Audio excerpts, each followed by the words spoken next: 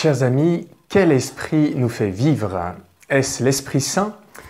Avant de méditer dimanche prochain, jour de la Pentecôte, sur l'action missionnaire de l'Esprit qui nous pousse vers les non-croyants, l'Église nous invite à méditer aujourd'hui sur son rôle plus intime, qui est de nous unir à Dieu lui-même.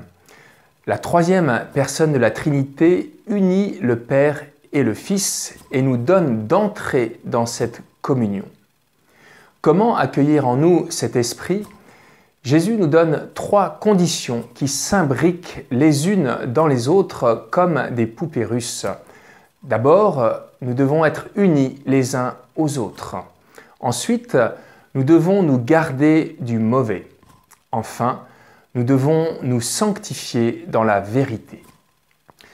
Premièrement, nous devons être unis les uns aux autres.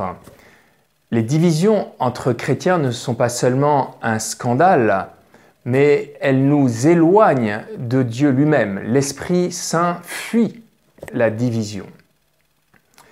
Nous pouvons admirer la première communauté chrétienne qui était rassemblée autour de Pierre, son chef, mais aussi autour de Marie, sa maman d'adoption. Comment demeurer unis dans le Christ? Nous devons nous garder du mauvais. C'est la deuxième condition. Satan est le prince de ce monde. Il est le diable, diabolos, celui qui divise. Dans le livre de la Genèse, c'est lui qui a séparé Adam et Ève, non seulement de Dieu, mais aussi l'un de l'autre, lorsqu'ils ont pris conscience qu'ils étaient nus et qu'ils en ont eu honte.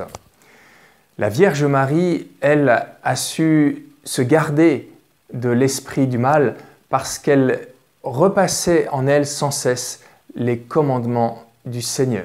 Comment ne pas nous laisser piéger par les mensonges de Satan? Jésus nous répond par cette troisième demande à son Père: sanctifie-les dans la vérité. C'est grâce à la parole de Dieu, parole de vérité, que Jésus a vaincu Satan dans le désert et que nous le pouvons nous aussi.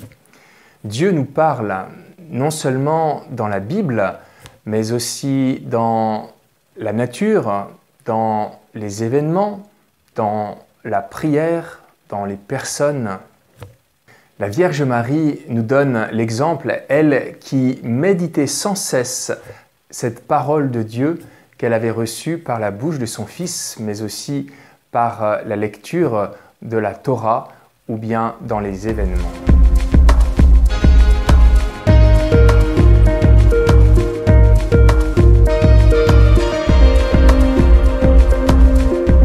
Chers amis, en ces jours qui précèdent la Pentecôte, unis à la Vierge Marie, prions particulièrement l'Esprit Saint qui nous unira davantage au Père et au Fils et les uns aux autres.